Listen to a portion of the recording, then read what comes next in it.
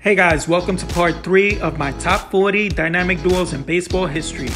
From here on out, I have for you the truly elite to ever link up and form some of the best duos to play for a franchise. We're halfway through, folks, but I will advise, if you haven't watched the first two, stop right now, don't ruin it, and watch the series the way it's meant to be. So with that said, on with the video. Starting with number 20, two of the most dynamic players in the league from 2001 into 2007. Two regulars on highlight reels, whether offensively or defensively. The first is one I marveled at when watching him at the plate. The Machine, Albert Pujold, showcased here with his 01 Bowman rookie card, admiring his launch angle before it was a thing. His perfect pairing was someone I marveled on the field though. Mr. Jim Edmonds, one of the best center fielders to ever play the game. Appropriately, that's why I have him here with his 08 Topps card in which he's playing the field. 2004 was a year it was pick your poison for pitchers in the National League. 40 home run pop with 300 average, while both bringing home over 100 RBIs. While one was winning the MVP in 2005, the other was frustrating hitters when taking away hits, robbing home runs, and making Willie Mays say, damn, he could play center. It's no wonder why this duo was able to enjoy popping champagne in 06 when bringing home the championship back to St. Louis. That ball is absolutely murdered. Crushed by Pujold. LaRue to center. Did he get all of it? Going back. It is. Did he catch it? He did it again. Great defense, though. There it goes. See you later. And he hits me. And here goes one into left. How about 3 on the night? Edmonds hit 42 home runs during the regular season. And we are going to Game 7 in the National League Championship Series.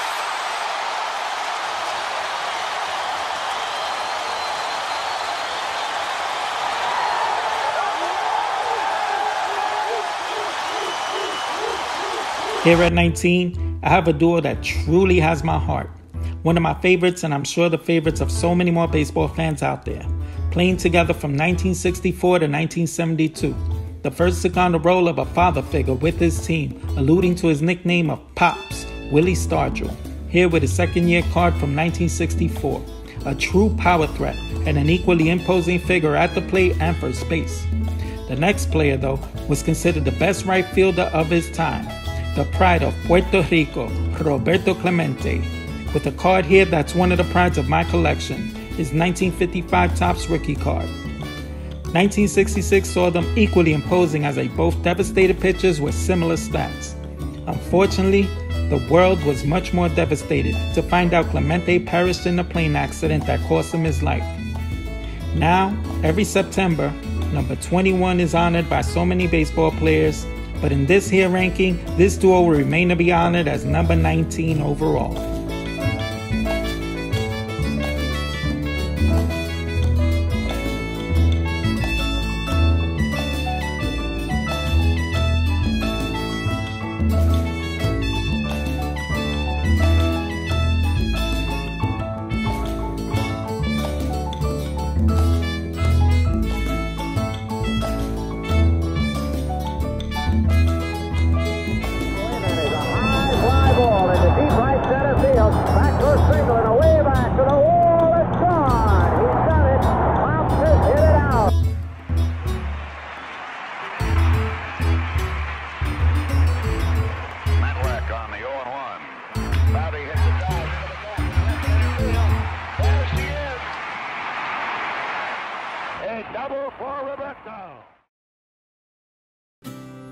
The next duo at 18 has the 5th highest WAR amongst all these duos.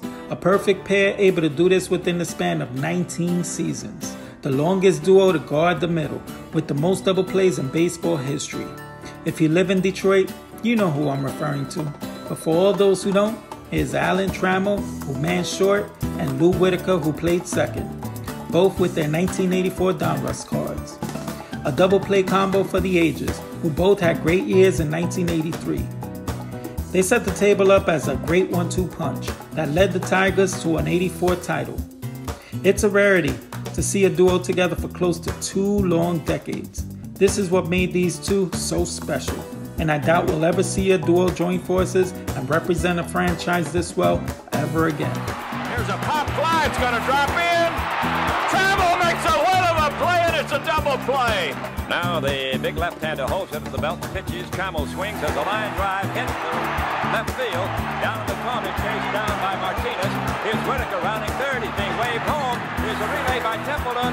Not in time. The ball gets by Kennedy. He's backed up by Lawler. Trammell holds it second. The Tigers lead 3-0. At 17, I have a duo that did their thing for 15 years, from 78 to 92. Putting up great stats, so to that I'll say cheers to the dynamic duo that played for the Brew Crew.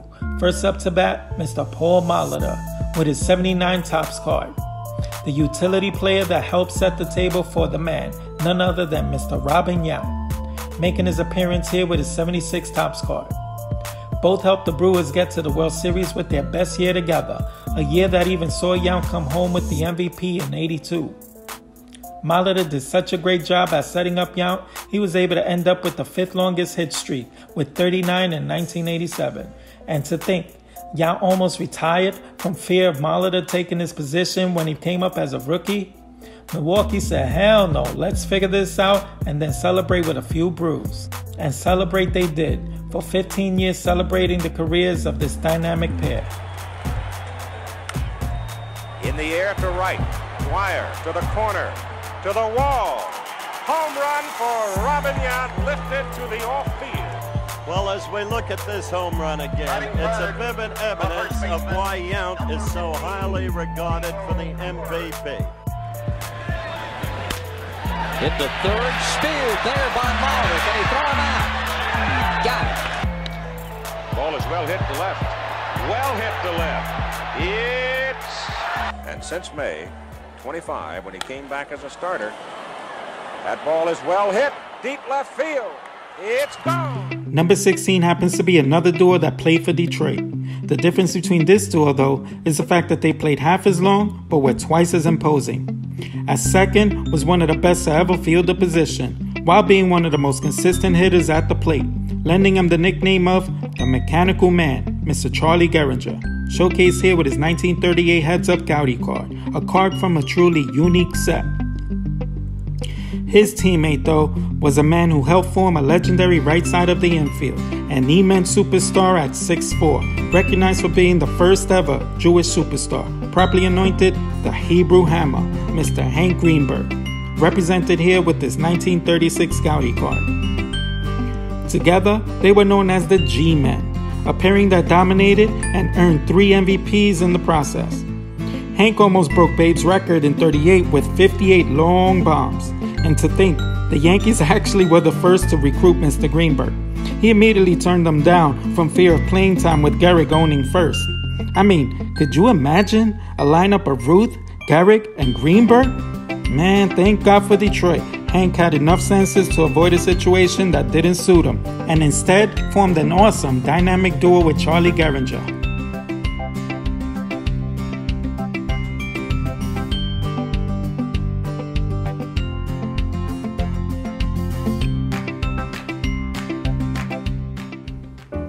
With 15, we have yet another Tigers duo, and you thought this series was going to be nothing but Yankees. We had Tigers from the 80s, 30s, and this one appropriately is from the roaring 20s. 10 years of ferocious hitting, a decade of prowling over at right field with Mr. Harry Heilmann, here with a 1928 Yuenglings ice cream card, pictured chasing a fly ball. Harry hit for a nice .350 average with 100 RBIs throughout the decade. And his Tigers teammate was the one and only great Ty Cobb, here with a unique Propaganda Montiel Cuban baseball card. He made a perfect pairing with Harry Heilmann, hitting for a .368 average within that time frame. But it was 1921 that saw this duo come so close to hitting 400 each.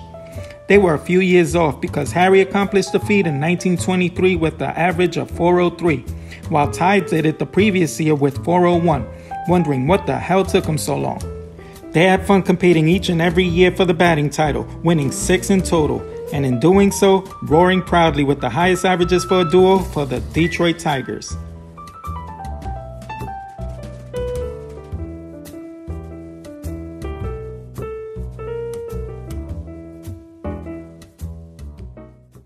14 is a little unorthodox.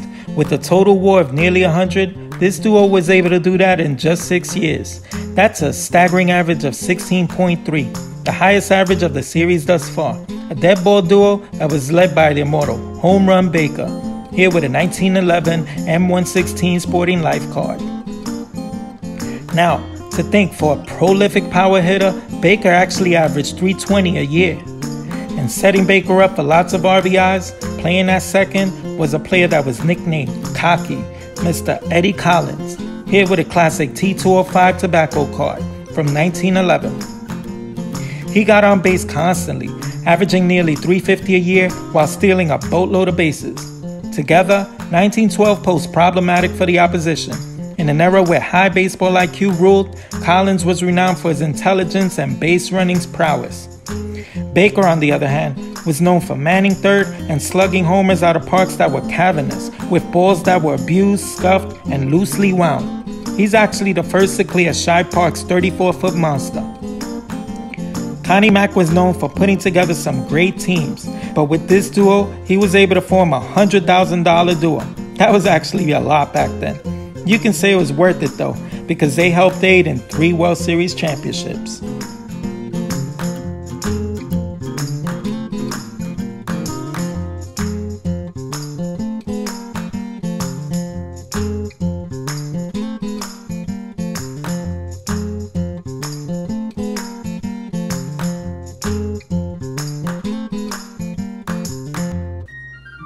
"13 is a duo which excelled throughout the 40s. A duo which combined for a decade while shoehorning a 3-year hiatus due to the war. A decade impressing enough to garner such a high spot. One of the two was better known for his hustle and actually has a statue to prove it. I'm referring to the Hall of Fame right fielder, Mr. Enos Slaughter, here with his 1948 Bowman rookie card, in which he's taken a healthy cut for the cameraman. A player with a smooth swing, which made him a reliable contact hitter. And his teammate, well, he was a man simply known as the man, Mr. Stan Musial, also here with his 48 Bowman rookie card, the pride of St. Louis. Both were all-stars almost each and every year, but most importantly, they helped bring home 2 championships in 42 and 46. And Stan, well, he separated himself by living up to his nickname, with 2 MVPs and claiming 5 batting titles within those years. On the other hand, Slaughter endeared himself in Game 7 of the 46 World Series with a play called the Mad Dash, a play in which he scored all the way from first on a hit that was considered a double, but was really a single, all due to Slaughter catching Johnny Pesky off guard with his hustle. And this ended up being the all-important winning run. Both these accolades and accomplishments helped cement this duo in the hearts of St. Louis and the halls of Cooperstown.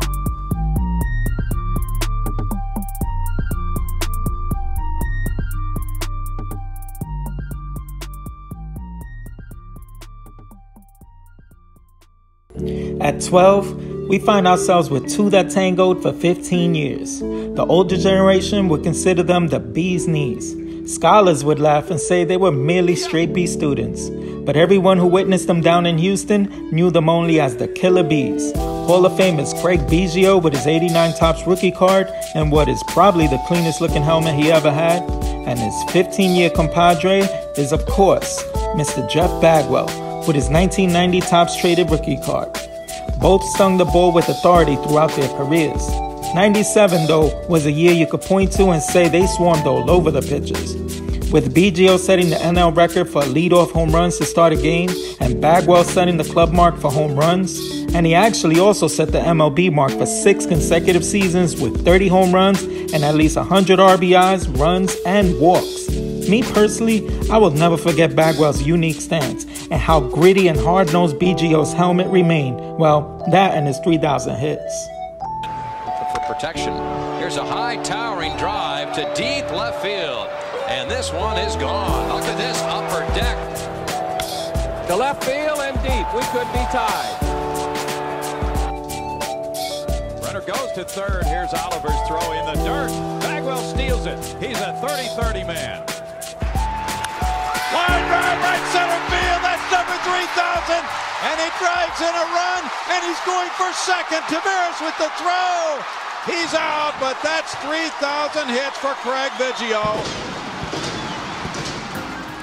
At 11, we round things out with a duo that put up equal stats to the previous one, except they did it in 2 less years, from 1961 to 1973. That's 13 years as the pride of Chi-Town. 2 Cubs that played more like Bears. I'm talking about third baseman Mr. Ron Santo, here with his 1961 Topps Gold Trophy card. It's such a beautiful card, I just had to bookend it with his perfect pairing over at left. None other than Mr. Billy Williams, also here with his 1961 Topps rookie card. I simply love seeing the 2 of these iconic cards from a beautiful set put together. Both had numbers that were similar within those years, so similar it seemed like they were cloned equals, and 1964 further illustrates the consistency in their production. It's simply a shame both came up short in MVP votes and championships, and to think Ron Santo was able to perform this great while secretly being a diabetic? Don't let anyone ever tell you it can't be done. These 2 Chi-Town greats proved you can stand tall while playing ball good enough to earn a plaque inside the Great Hall. There's a pretty good shot to center field. A very good shot. The ball gets over the Cubs win it on a Billy Williams home run.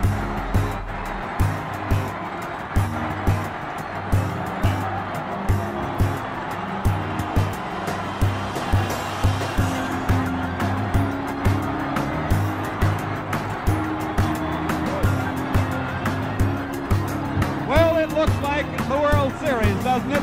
With all those players crowded around the hero of the afternoon, Billy Williams. So that concludes this video. Stay tuned for the final installment showcasing the top 10 duels.